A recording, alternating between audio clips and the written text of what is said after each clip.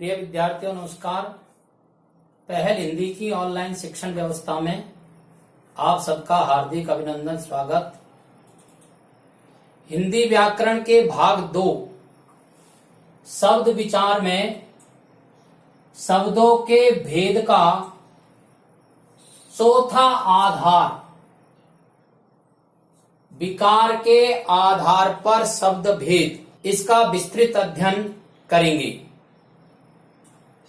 इस संपूर्ण वीडियो को देखने के लिए आप इसका स्क्रीनशॉट ले लें, इसे सब्सक्राइब कर दें और कम से कम 2 बार आप इस पूरे वीडियो को सुनें। विकार के आधार पर शब्दों के भेद कितने होते हैं, इसको प्रयोग के आधार पर या रूप परिवर्तन के आधार पर भी कहा जाता है। और शब्द भेद में यह सबसे बड़ा भेद है। इसको पढ़ने के बाद हमारे शब्द रूप पूरे हो जाते हैं, इसलिए यह प्रकरण आपको पूरा ध्यानपूर्वक पढ़ना है। विकार के आधार पर शब्दों को प्रमुख रूप से 2 भागों में विभक्त किया गया है। उसमें पहला भाग है विकारी शब्द,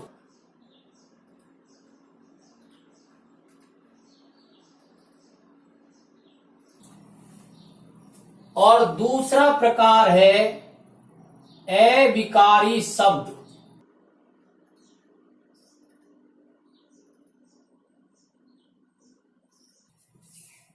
विकारी शब्द किसे कहते हैं, तो आप देखिए यहां विकारी शब्द 2 शब्दों से मिलकर के बना है। विकार प्लस ई। विकार यानी होता है परिवर्तन, और ई यहां प्रत्यय लगा हुआ है, अर्थात विकार से युक्त या परिवर्तनीय। तो परिभाषा क्या बन जाएगी, ऐसे शब्द जिनमें परिवर्तन हो जाता है उन्हें हम विकारी शब्द कहते हैं। अब आपके मन में प्रश्न उठ रहा होगा कि ये परिवर्तन किसके कारण से होता है। तो परिवर्तन के जो कारण हैं वे हैं लिंग, वचन, कारक, काल, पुरुष। तो पूरी परिभाषा क्या बन गई, जिन शब्दों में लिंग, वचन, कारक, काल, पुरुष के कारण परिवर्तन हो जाता है उन्हें विकारी शब्द कहते हैं।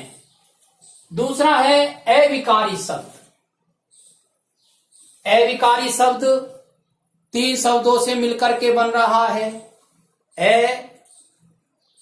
धन विकार धन ई। उपसर्ग है, नहीं के अर्थ में काम आता है।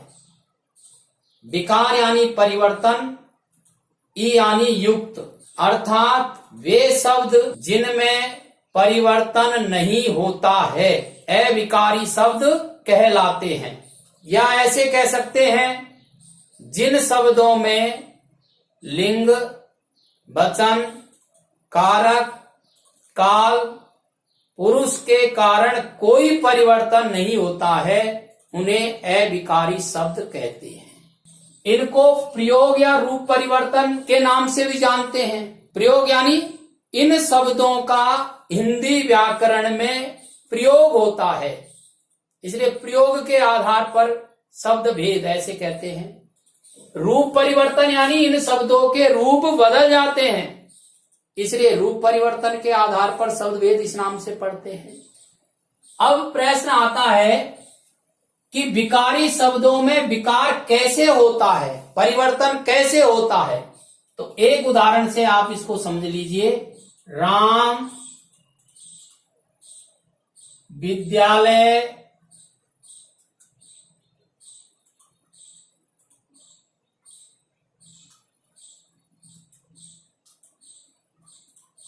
जाता है।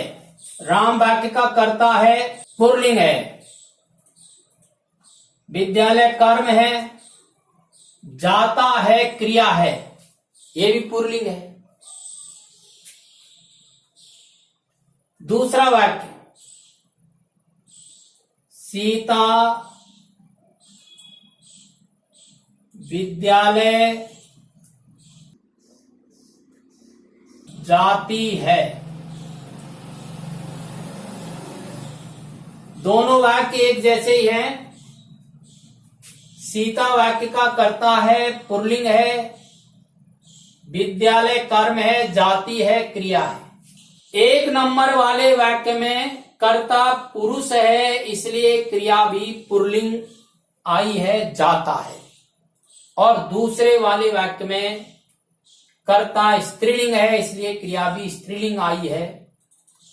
इससे यह सिद्ध होता है कि ये जो क्रिया शब्द है इसमें विकार हो जाता है, इसलिए इनको हम क्रिया शब्दों को विकारी शब्द कहते हैं। ऐसे ये विकारी शब्द कितने होते हैं, तो यहां बताया गया है विकारी शब्द 4 होते हैं। एक होता है संज्ञा, दूसरा है सर्वनाम, तीसरा है विशेषण और चौथा है क्रिया।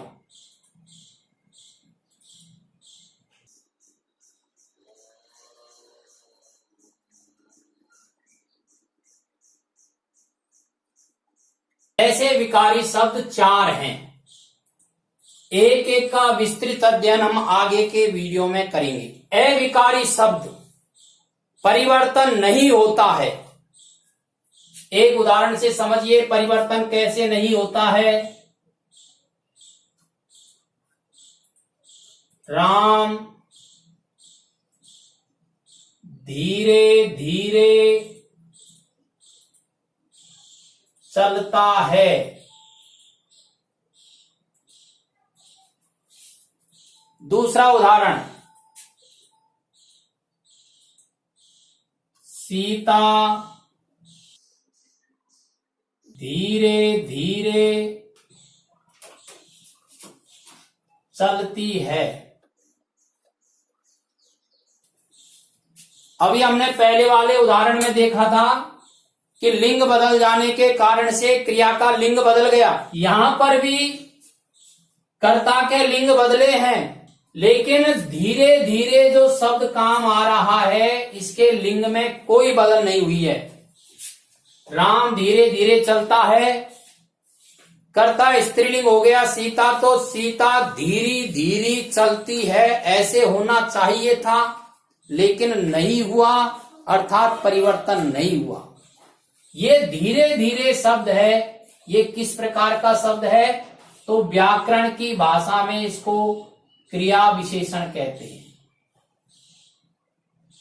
अर्थात क्रिया विशेषण शब्दों में परिवर्तन नहीं होता है, इसलिए इनको अविकारी शब्द कहते हैं। ऐसे ये अविकारी शब्द कितने होते हैं, तो ये भी 4 होते हैं।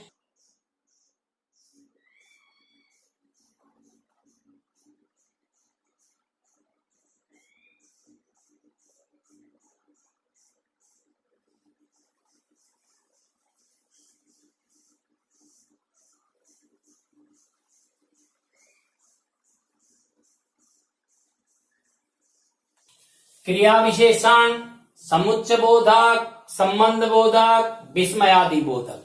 तो आज का यह प्रकरण आपको बहुत भली प्रकार से समझ में आ गया होगा।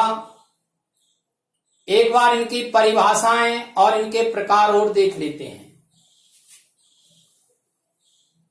विकारी शब्द वे शब्द जिनमें लिंग वचन कारक काल पुरुष के कारण परिवर्तन हो जाता है, विकारी शब्द कहलाते हैं। उदाहरण है, वह विद्यालय जाता है, वे विद्यालय जाते हैं।